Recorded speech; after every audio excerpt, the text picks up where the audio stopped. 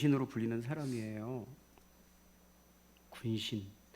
일본 사람들은 뭐 아무한테나 신 붙이니까 하여튼 군신으로 불리는데, 이 사람이 너일 전쟁에서 일본을 승리로 이끈 해군 제독이에요. 이분이 이런 말을 남겼어요. 네. 이순신 장군이 만약 나의 함대를 갖고 있었다면 그는 세계 해상을 지배했을 것이다. 나를 영국 해군 제독인 넬슨에 비하는 것은 가하나 이순신에 비하는 것은 감당할 수 없는 일이다, 이렇게 얘기했어요. 이 사람은요, 러일 전쟁에서 승리한 후에 영국 기자와 인터뷰를 했어요. 영국의 기자가 넬슨 제독, 스페인의 무적 함대를 깨뜨린 영국 해군 제독이잖아요. 해전사를 연구하는 사람들은 항상 해전사를 연구할 때마다 나오는 사람, 넬슨 제독. 이 사람을 들어가지고 당신하고 이 사람하고는 어떻다고 생각하느냐라고, 비교할 때 어떻다고 생각하느냐라고 질문했을 때 넬슨은 스페인의 무적 함대와 비슷한 수준의 함대를 가지고 싸워서 이겼다. 25대 30이었다고 그래요. 넬슨 제독이 25, 스페인의 무적 함대가 30. 싸워서 이겼다. 그러나 나와 나의 함대는 러시아의 발틱 함대의 3분의 1 규모로 싸워서 이겼다. 그러니까 자신이 당연히 넬슨 제독보다 위에 있는 사람이라고 말할 수 있겠죠. 그러자 기자가 그렇다면 조선의 이순신 장군과 비교하면 어떻습니까? 라고 물었을 때 한 말이 지금 여기 소개되고 있는 말이에요. 어찌 나를 이순신 장군과 비교할 수 있단 말이오? 라고 대답했다는 거예요. 여러분, 이순신 장군은요 23번의 해전에서, 임진왜란 기간 23번의 해전에서 23번의 승리를 거둔 무패의 장군이에요. 여러분, 왜 한 번도 지지 않고 싸워서 이길 수 있었을까요? 네, 이길 수밖에 없기 때문에 이기는 거예요. 저게 두 가지를, 이순신 장군이 한 번도 지지 않고 싸워서 이길 수 있는 방법, 이유 두 가지를 들어가면, 첫째는 철저한 준비예요. 임진왜란은요 1592년 4월 13일 음력입니다. 1592년 4월 13일에 시작돼서 1598년 11월 19일 정유재란까지 했을 때, 이때 끝나게 됩니다. 약 7년간의 전란을 겪게 됐죠. 난중일기 좀 보여주세요. 제목이 난중일기가 아니고 이순신 장군이 그때 쓴 일기들이에요. 임진일기 뭐 이렇게 써 있죠. 병신일기, 그러고 보니까 병신이네. 병신일기, 병신년에 썼다는 거죠. 이렇게 그 당시에 이제 이렇게 일기를 쓴 거죠. 1500 외워두셔야 돼요. 1592년 4월 13일에 임진왜란이 일어나요.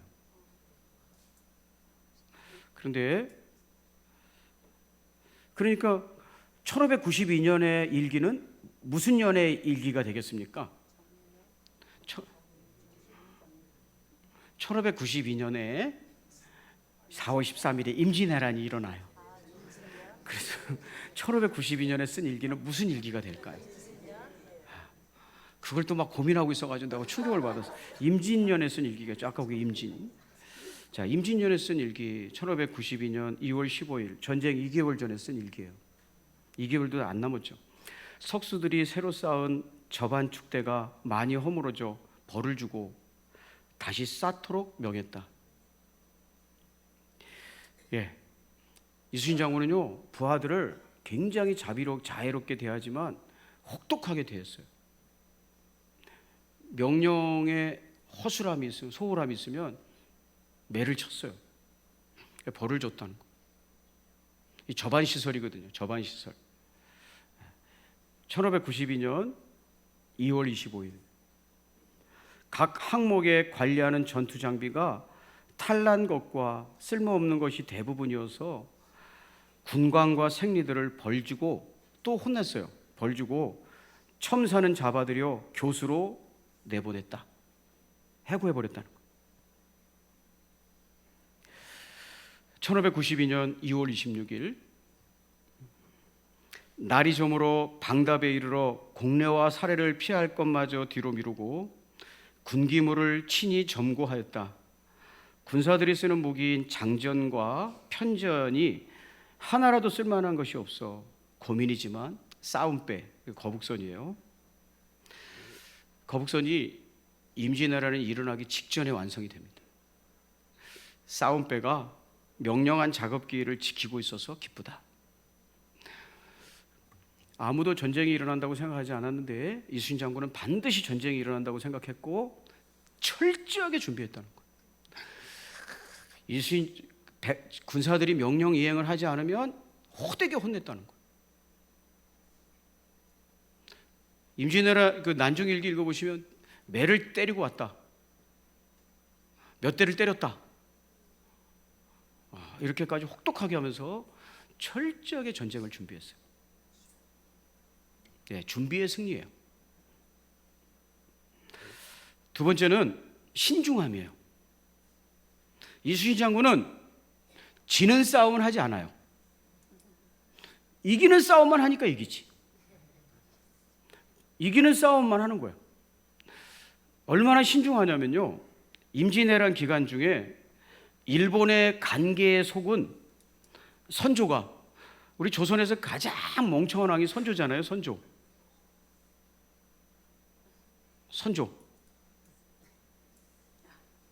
대통령 중에서 가장 어리석은 대통령은 누굴까요? 아무튼 그건 여러분의 생각에 맡기고, 하여튼 역사적으로 보면 선조가 가장 어리석은 임금인데, 자, 일본을 공격하라는 거예요. 근데 이순신 장군이 보니까 이거는 아무것도 모르는 사람이 그냥 명령 내리니까 안 갔어요. 공격 안 했어요. 임금의 명령이라도 따르지 않았어요. 그러니까 여러분이 왕의 명을 거역하면 어떻게 되겠습니까? 자, 그 장면을 제가 읽어볼게요. 왕명을 어겼어요. 자, 누가 이제 그 장면을 뭐 조금씩 내용이 다르게 있지만 큰 내용은 다르지 않습니다. 이순신은 2월 26일 한산도 통제역에서 체포돼 3월 4일 한양의 감옥에 갇혔다. 3월 12일 혹독한 고문을 당했고 3월 13일 선조는 이순신을 죽여라 라고 말합니다. 말이 안 나오죠. 말이 안 나와. 이순신 장군 때문에 지금 조선이 버티고 있었는데 그 질투, 시기, 이순신을 죽여라. 우의정 정탁이 간절한 구명상소를 올립니다. 장수가 국가의 안위에 관계되므로 함부로 큰 벌을 줘서는 안 됩니다. 아끼고 보호해야 합니다. 이순신은 겨우 목숨을 건졌습니다. 그래서 4월 1일 석방되어 권율 도원수를 따라 백의종구를 명받습니다. 7월 15일 칠천량에서 원균이 이끄는 조선 수군은 대패합니다. 가지 말아야 될 곳이거든요. 대패합니다. 그리고 조선의 배가 몇 척 남습니까? 아는 척? 예. 12척 남는 거예요. 12척. 예. 그래서 안 간 거예요. 거기 가면 말려드는 거예요. 그냥 안 갔어. 근데 원균은 들어갔어요. 그래서 다 배를 깨트려 먹었어요. 7월 15일 칠천량 해전에서 원균이 이끄는 조선 수군은 대패했다. 왜군은 남해를 장악하고 호남과 충청으로 쳐 올라왔다. 선조는 칠천량 참패의 소식을 들은 당일인 7월 22일 바로 이순신을 다시 통제사로 임명했다. 죽였으면. 아이고 참. 그래서 이순신 장군은 이렇게 늘 행동거지를 이렇게 했대요. 가벼이 움직이지 말라. 침착하게 태산같이 무고히 행동하라. 한번 탁 하면 결정타를 날리는 거예요. 그때는 움직이지 않는 거예요. 자, 우리 이순신 장군이지만 아멘 한번 해볼까요? 신중하고 철저히 준비해가 싸우는 거예요. 그러니까 이기는 싸움만 하는 거죠. 여러분, 이렇게 한 나라의 장수도 부하들의 생명을 귀하게 여기고 나라의 안위를 걱정하기 때문에 이렇게 대단히 신중하고 함부로 행동하지 않는다면 우리 아버지이신 하나님께서 사람을 구원하시려고, 죽어가는 영혼을 구원하시려고 계획을 세우시고 행하시는데 함부로 하시겠습니까? 아무렇게나 막 하겠습니까? 우리가 동그라미에다 다트를 그려놓고 다트를 던지듯이 아무렇게나 하겠습니까? 우리 아버지도 절대 그렇게 하지 않는다는 거.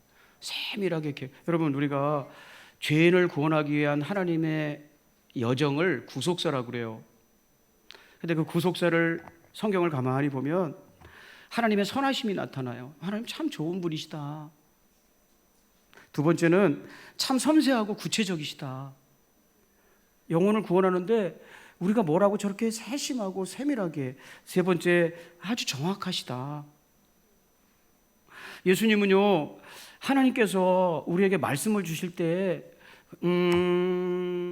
이렇게 주신 게 아니라 굉장히 세밀하고 어떤 의도가 있으시고 귀중하기 때문에 말씀을 주신다를 이렇게 표현한 적이 있어요. 같이 한번 읽어볼까요? 마태복음 5장 18절이에요. 같이 시작.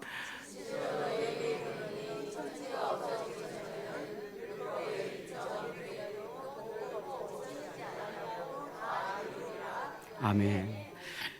여기서 율법은 하나님 말씀이죠. 하나님의 말씀 중에서 1점은요, 헬라어로는 이오타라고 써 있어요. 이오타는 헬라어 알파벳에 있어서 10번째 글자인데 이것은 히브리어 10번째 글자를 지칭하기 위한 장치의 낱말이에요. 그리고 일획은 케라이라라는 말인데 뿔, 획, 삐침 이런 뜻이에요. 우리 북을 쓰다 보면 딱 삐치잖아요. 그런 뜻이에요. 자, 그림으로 설명해 보겠습니다. 자, 헬라어 이오타에 해당하는 히브리어는 요드라는 글씨인데 이렇게 생겼어요. 요드 이렇게 생겼는데, 자요. 일획은 요드라는 낱말에서 이렇게 삐친 곳, 뿔 이런 뜻이에요. 이런 뿔도 의미가 없는 것이 아니다 이런 뜻이에요. 자, 이해가 되시면 아멘. 예수님의 말씀인즉 하나님의 말씀은 다 의미가 있고 뜻이 있어서 주신 것이지 알파벳 한 글자도 아무 의미 없이 거기 있는 게 아니고 이렇게 삐친 것도, 여러분이 아멘 하니까 제가 삐칠래요? 삐치는 것도 의미가 없는 것이 아니다. 이런 것은 하나님의 말씀은 다 깊은 생각과 의미와 뜻이 있다 이런 것이. 그래서 우리에게 주셨다는 거예요. 여러분, 내가 읽는 하나님의 말씀의 낱말이 그냥 주어진 게 아니고 어떤 문장이 아무 의미 없이 그냥 툭 던져진 말이 아니라 하나님의 구체적인 계획과 섭리가 있어서 주셨다는 거예요. 여러분, 이게 요드라는 글씨가 얼마나 작으냐면요, 이스라엘 깃발에 써 있는, 이게 보면 이스라엘 깃발에, 이것이 야훼라는 글자예요. 야훼라는 글자인데 히브리어는 오른쪽에서 왼쪽으로 읽거든요. 맨 앞에 있는 글자가 요드예요. 하나님의 이름을 시작하는 첫 번째 글자가 요드인데 옆에 있는 글자가 해라는 히브리어 알파벳인데 해라는 알파벳인데 요드와 해를 비교해 보면 4분의 1밖에 안 되잖아요. 그러니까 이런 글자는 쓰다가 놓치고 빠뜨리고 그래요. 서기관들이. 요드는 너무 조그매서 4분의 1밖에 안 돼요. 근데 여기에 요드가 찍혀 있는 것이 또 보여드릴게요. 하나만 더. 네, 이렇게 야훼. 옛날에는 이거를 잘못 읽어가지고 여호와라고 읽었는데 여호와는 뭐 잘 읽은 건 아니라 그래요. 야훼라고 읽어야 된다고 학자들이 이제 주장을 하는데, 아무튼 뭐 여기서 학자들의 주장을 소개하는 게 중요한 건 아니고요. 맨 앞에 맨 오른쪽에 있는 글씨가 요드인데 조그마잖아요. 이런 글씨가 빠뜨리기 쉬운데 빠뜨려서는 안 된다. 이걸 강조하시면서 무슨 뜻이에요? 하나님의 말씀은 그냥 너에게 툭 던진 게 아니라 하나님의 뜻과 생각이 다 들어가 있다. 야, 그런데 그렇게 말씀하신 주님이 오늘 나는 죄인을 부르러 왔다 그랬어요. 자, 의미 없이 그냥 툭 던지는 게 아니에요. 여러분, 로마서 3장 23절을 같이 한번 읽어볼까요? 로마서 3장 23절에는 이렇게 써 있어요. 자, 시작. 모든 사람이 죄를 범하였습니다. 여러분, 모든 사람이 죄를 범하였는데 왜 예수님께서는 모든 사람이 죄인인데 죄인을 부르러 왔다 이렇게 말씀하셨을까요? 5장 32절이에요. 자, 제가 읽어보겠습니다. 내가 의인을 부르는 것이 아니요 죄인을 불러 회개시키러 왔노라. 모든 사람이 죄인인데 이 말씀에서는 예수님께서 의인인 사람이 있고 죄인인 사람이 있는데 두 부류의 사람이 있는데 그 중에서 나는 죄인을 부르러 왔다 이렇게 말씀하셨어요. 여기서 말하는 의인은 누굴까요? 모든 사람이 저 죄인인데 성경이 서로 충돌하는 걸까요? 그렇지 않습니다. 여기서 말하는 예수님께서 말하는 의인은 누가복음 18장 9절 또 자기를 의롭다 믿고라는 말씀이 있어요. 모든 사람이 죄인인데 그 중에서 자기를 의롭다 생각하고 있는 죄인들이 있다는 거예요. 그걸 예수님이 여기서 의인이라고 말하시는 거예요. 자, 여기까지 이해가 되시나요? 잘 쫓아오고 계시나요? 그러니까 모든 사람이 죄인임에도 불구하고 어떤 사람들은 자기가 죄인인 걸 모르고 의인이라고 생각하고 있다는 거예요. 그런 사람들은 예수님이 부를 수가 없다는 거예요. 내가 이 땅에 부르러 온 것은 죄인임을 아는 죄인을 부르러 왔다는 뜻이에요. 여러분은 어떤 죄인이십니까? 저는 오늘 하나님 말씀을 통해서 자기를 의롭다 생각하는 죄인이 어떤 사람들인지를 좀 생각해 보려고 해요. 자기를 의롭다고 생각하는 죄인들. 특징이 있어요. 이런 사람은 당연히 구원에서 떨어져 있다는 거예요. 하나님이 그에게도 은혜를 주시지만 그 은혜가 그에게는 은혜가 되지 못한다는 거예요. 자, 예수님이 죄인을 부르러 왔다라는 말씀은 바리새인들의 말에 대한 답변이에요. 바리새인들이 뭐라고 물었냐면요, 누가복음 5장 30절 이렇게 말했어요. 바리새인과 그들의 서기관들이 그의 제자들을 비방하여 이르되 너희가 어찌하여 세리와 죄인과 함께 먹고 마시느냐 그랬어요. 예수님이 세리와 죄인과 너희들이라고 하고 먹고 마시느냐, 누구랑? 죄인과 이 말씀을 들으시고 이 말을 들으시고 예수님이 하신 답변이 나는 의인을 부르러 온 게 아니야, 죄인을 부르러 왔다, 이렇게 말씀하셨다는 거예요. 그러니까 바리새인과 서기관들은 자기들은 저 죄인들하고 다르다고 그 범죄에서 자기들을 뺐어요. 자기들은 죄인이 아니에요. 저기 있는 저 죄인들하고 어울리는 또 다른 죄인이 있어요. 그래서 자기들과 의인을 분리하고 있어요. 여러분, 성경에서 말하는 이것이 바로 의로운 줄 아는 죄인이에요. 의로운 줄 아는 죄인은 한마디로 자기도 죄인이면서 그 죄인의 범주에 들어가 있지 않은 거예요. 너는 맞고 나는 맞고 너는 틀리다라고 생각하고 사는 사람들이 의로운 줄 착각하고 있는 죄인이에요. 나는 맞고 너는 틀리다. 여러분, 나는 맞고 너는 틀리다라고 이 사람들이 생각하고 있으니까 구원자가 필요하겠습니까? 없겠습니까? 그래서 구원자가 필요 없어요.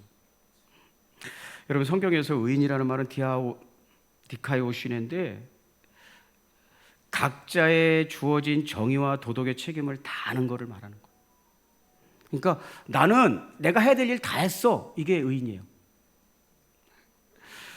어쩔 때 쓰는 말이냐면요, 어떨 때 의로움을 쓰는 것이냐면, 여러분, 사울 왕과 다윗은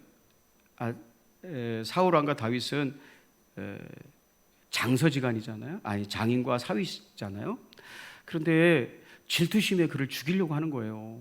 인기가 너무 좋으니까. 그래서 국사는 내팽겨치고 다윗만 잡아서 죽이려고 쫓아다녔어요. 그런데 도망다니는 다윗은 굴 속으로 돌아다니고 막 이러다 보니까 어느 날 굴 속에 와서 막 용변을 보는 거예요, 사울 왕이. 그러니까 죽일 수 있었어요. 무장도 안 하고 있는. 근데 죽이지 않고 돌려보내니까 왜 그렇게 나를 죽이려고 합니까? 왕이시여, 나 같은 죽은 개 같은 내가 뭐라고 날 죽이려고 하십니까? 그랬더니 감동을 받았어요. 평소에는 그냥 미움에 사로잡혀가지고 정신이 없던 사울이 그때만은 정신이 돌아가지고 하는 말이에요. 뭐라고 얘기하냐면 사무엘상 2장 24절 17절 이렇게 얘기해요. 다윗에게 이르되 나는 너를 학대하되 내가 부당하게 너를 막 대하는데 너는 나를 선대하니 너는 나보다 의롭도다. 이게 성경에서 말하는 의의 개념이에요. 너는 나보다 의롭도다. 뭐예요? 너는 네 페이스를 잃지 않고 네가 해야 될 일을 잘하는구나. 사람 함부로 대하지 않는구나. 네가 나보다 의롭다? 이렇게 얘기했어요. 성경에서 의롭다라는 건, 자기를 의롭다고 생각하는 건 나는 할 일을 다 했어, 나는 부족한 게 하나도 없어, 이렇게 생각하는 거예요. 그러니까 구원자가 필요 없죠. 여러분, 구원은 어떤 사람에게 필요해요? 하나님, 나는 망했습니다. 난 구원이 필요합니다. 내 인생 이제 큰일 났습니다. 나는 길을 잃었습니다. 이런 사람을 구원하시는 거예요. 두 번째, 바리새인과 서기관들은 자기를 의롭다 생각하고 있으니까 구원자가 필요 없죠. 할 일 다 했다고 생각했어요. 두 번째, 다른 사람이 문제라고 생각했어요. 다른 사람이 문제다. 당연하죠. 나는 옳고 잘하고 있으니 내가 기준이 되는 거죠. 그러므로 나랑 다른 사람이랑 비교했을 때 다른 사람이 잘못하는 거죠. 이런 생각을 가졌기 때문에 서기관과 바리새인들은 늘 다른 사람을 멸시하고 판단하고 정죄했어요. 누가복음 18장 9절에서 10절, 또 자기를 의롭다 믿고 다른 사람을 멸시하는 자들, 자기를 의롭다 믿는 사람은 반드시 2번으로 나가게 돼 있는데 다른 사람들을 판단하고 정죄하고 잘했다 잘못했다고 얘기하고 죄를 물어요. 그래서 다른 사람을 멸시한다로 나가는 거예요. 자, 자들을 비유로 말씀하시되 아마 이런 사람들이 있다면 누굴까? 예수님께서 그러는 거예요. 자기를 의롭다고 생각하고 다른 사람을 멸시하는 사람이 있다면 누굴까?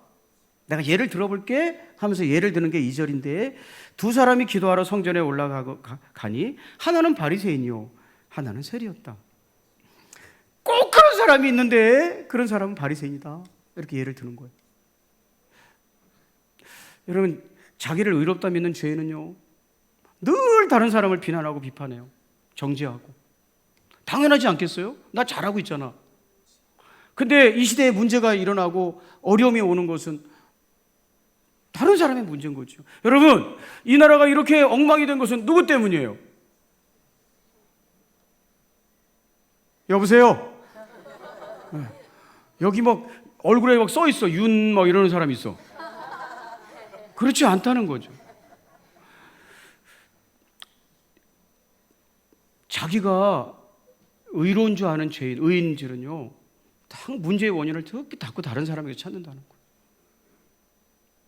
우리 교회도 그런 사람 없습니까?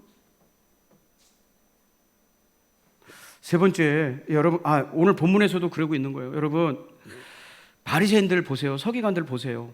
예수님이 그 죄인 구하러 오셔서 그들과 밥을 먹는데 뭐라고 얘기했냐면 5장 30절 바리새인과 그들의 서기관들이 그 제자들을 비방했대잖아요. 또 뭐라고 하는 거예요?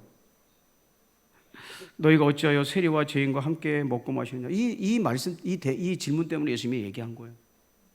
여러분, 누구든지 늘 다른 사람이 잘못했다고 생각하고 다른 사람이 문제라고 생각하는 사람은 그 사람이 바로 착각하고 있는 죄인이라는 거예요. 세 번째, 나는 맞고 너희는 틀리다 이렇게 생각하고 있기 때문에 이런 사람들은, 의로운 줄 알고 있는 죄인들은 나는 변화할 필요가 없다라고 생각을 해요. 나는 변화할 필요가 없다.